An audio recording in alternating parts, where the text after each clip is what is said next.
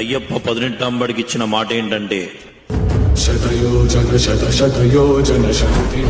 దేవతలందరూ కూడా అయ్యప్ప మహిషి అనే రాక్షసుని సంవరించిన ఆనందంలో, ఏ మహానుభావ, లోకరక్షక, అఖిలాండకోటి బ్రహ్మాండ నాయక, మీ యొక్క చిట్టి చిన్నారి పాదాలు మాపై మోపి మీ యొక్క శ్రీచక్ర యోగ పీఠాన్ని అధిష్ఠించండి అన్నారట.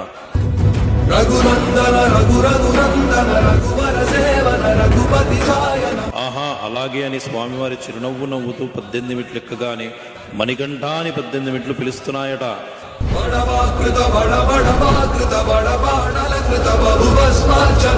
ఏంటి నాయన అలా పిలిచారంటే, సాక్షాత్తు లోకరక్షకుడైన మీరు మాపై కాలు మోపారు కదా, ఇకపై మిమ్మల్ని చూడడానికి వచ్చే భక్తులు మాపై మాత్రమే కదా కాలు మోపి మిమ్మల్ని చూడాలి.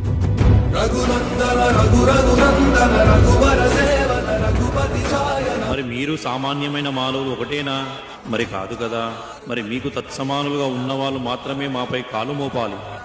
ఎలా?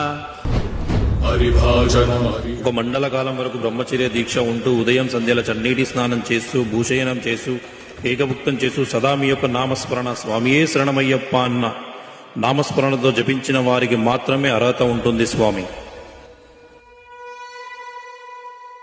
తదాస్తు అని వరమిచ్చారట స్వామివారు.